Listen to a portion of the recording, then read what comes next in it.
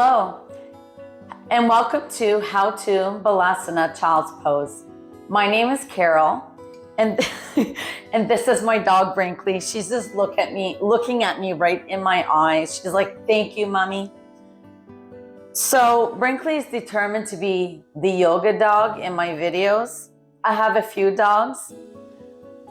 Brinkley especially likes to watch me do yoga, and she likes to stare at the TV.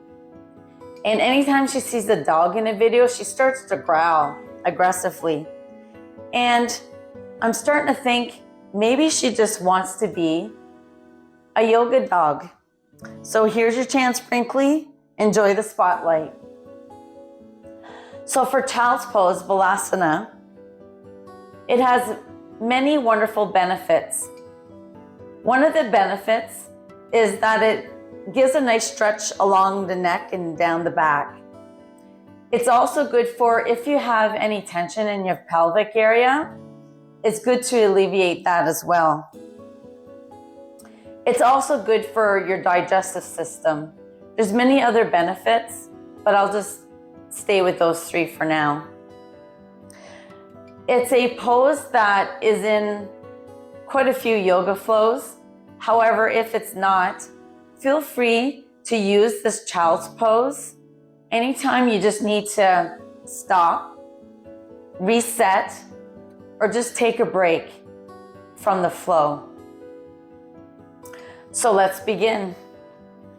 Coming on your mat,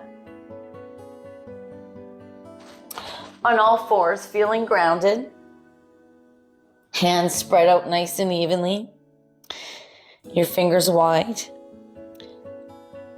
Begin to touch your big toes together.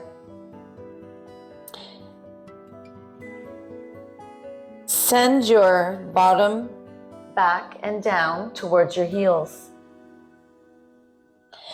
Already, I can see that I'm starting an extended child's pose. It seems to be my go-to, what's comfortable and natural for my body. So we'll begin with that. So an extended child's pose. Your knees are as wide as the mat. And again, toes come to touch, and then you're sending your bottom back to touch your heel. I like to extend my arms forward because it just gives a nice added stretch to my shoulder area where I have issues with. Gently release your forehead down to the mat. To come out of this pose, start lifting your torso up. Begin to come up vertebrae by vertebrae with your head coming up last. A child's pose, it's the same thing, but you're just having your legs touch together and you're folding forward. Also, with child's pose, you can come down. And again, I can't touch when I'm doing a child's pose that's not extended, I can't touch my forehead to the ground. So I'll use a prop so that my forehead can touch the prop. You come down and forehead's touching the mat or the prop. And just simply resting your arms by your side with palms up. Also, I notice when I'm doing child's pose, and again, once you do yoga, you'll start to understand how your body works. A lot of times my bottom is not touching my heels.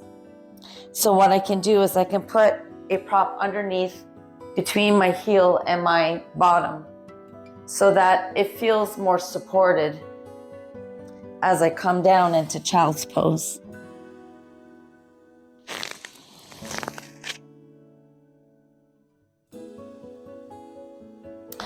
And that's how to child's pose, Balasana. There's another thing that you can do is stacking your fist one on top of the other so that when you're in child's pose and you're coming down forehead to mat, You can actually rest your forehead on your stacked fist if you don't have a prop handy. So essentially your fist becomes a prop. So for my pregnant friends, when you're, whatever trimester you're in and you start having a belly, sometimes just being in child's pose can be quite difficult because you're trying to find space for your growing belly and the baby inside. So an extended child's pose might be right for my pregnant friends. But again, it's your body. You decide if doing yoga or doing child's pose or any other pose is right for your body. Also, for my friends with high blood pressure, coming down with forehead to the mat can pose a risk if you have high blood pressure or heart problems, because anytime you're bringing your head down lower than your heart, it can pose a problem. But again, you know your body best. Always seek advice from a physician for any of these poses. Also, my friends with, and again, I'm one of them, any of my friends with sinusitis or sinus pain and pressure, coming down into a child's pose might not be comfortable. If you can't come down in child's pose, just coming into a comfortable seated position of your choice could be a beautiful resting pose for you.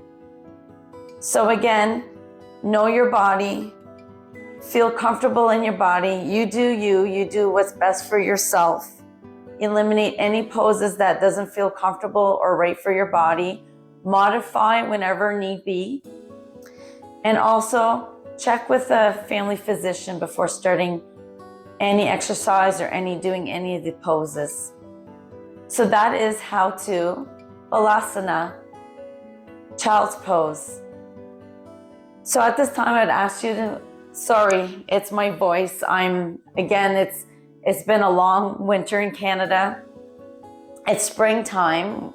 We're over the winter. However, it's very dry in Canada if you're not from Canada. And my voice is just shot. So please subscribe to my YouTube channel and click the bell icon so you're not missing any future how-to video content or any yoga flow that I will put out in the future. Have a wonderful rest of your day. Namaste.